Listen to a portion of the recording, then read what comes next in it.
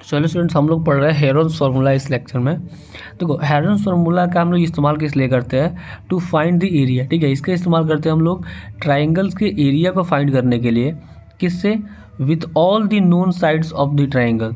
वो जिस ट्राइंगल का हमको एरिया निकालना है उसके सभी अगर ट्राइंगल्स के साइड पता होंगे तो हम लोग हेरोन्स फार्मूला का इस्तेमाल करके क्या करते हैं, उसका एरिया निकाल लेते हैं। ठीक है, क्या करते हैं, किसी भी ट्राइंगल का उसके साइड्स के माध्यम से ही हम लोग क्या करते हैं, ट्राइंगल का एरिया निकाल लेते हैं हेरोन्स फार्मूला का इस्तेमाल करके।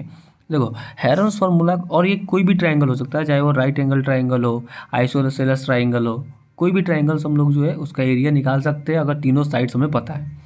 जैसे कि देखो, तो मैं चीज़ याद रखने वाली आपको बात है कि सेमी पेरीमीटर क्या होता है। सबसे पहले सेमी पेरीमीटर आपको याद रखना है। ठीक है, क्या याद रखना है? Semi perimeter. सेमी पेरीमीटर मतलब क्या होता है? मान लो कोई ट्रायंगल, इसका साइड है ए बी सी।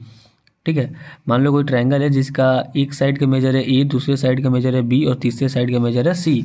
तो सेमी पेरीमीटर क्या हो जाएगा? तीनों साइड्स का सम, यानी कि ए प्लस बी प्लस सी और बाई में 2। ही आपको याद रखना है सेमी पेरीमीटर होता है। ठीक है, सेमी पेरीमीटर यानी कि A plus B plus C by 2। तो देखो, जो हेरोन्स फार्मूला होता है, ठीक है, हेरोन्स फार्मूला की अगर बात करें तो हेरोन्स फार्मूला अगर हम ले रहे हैं, एरिया इज इक्वल टू क्या हो जाएगा, फिर area of triangle is equal to क्या हो जाएगा, root under S into S minus A into S minus B into S minus C. अब देखो, अब यहाँ पे समझने की बात की कि एस क्या है। ठीक है, एस माइनस ए क्या है, एस माइनस बी क्या है, एस माइनस सी क्या है, ये समझने वाली बात है। तो एस तो मैंने बताया, एस क्या है, सेमी पेरीमीटर। ठीक है, ये जो सेमी पेरीमीटर मैंने ऊपर में बताया, ये क्या है, एस। फिर एस माइनस ए क्या है, ये तो आपको पता है, ए क्या है, पहला साइड है, पहला साइड का लेंथ। जैसे कि यहाँ पे एक ट्रायंगल है, ठीक है, तो एक का लेंथ मान लो 3 सेंटीमीटर है, एक का लेंथ है मान लो 2 सेंटीमीटर और इसका 4 सेंटीमीटर। ठीक है, तो मान लो ये ए है, ये हो गया बी और ये हो गया सी, ये तीनों साइड्स हो गए।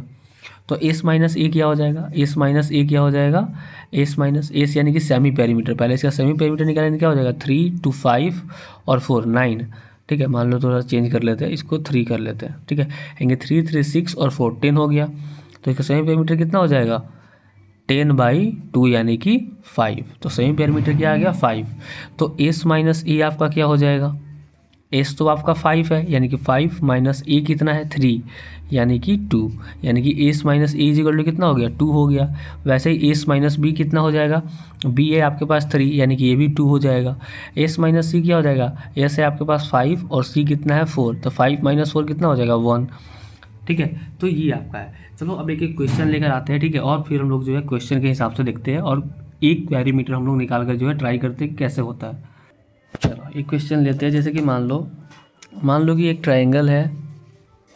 ठीक है, ट्रायंगल का एक साइड है 5 सेंटीमीटर, ठीक है, दूसरा साइड है 7 सेंटीमीटर और तीसरा साइड है 8 सेंटीमीटर। ठीक है, तीनों अलग अलग साइड्स है।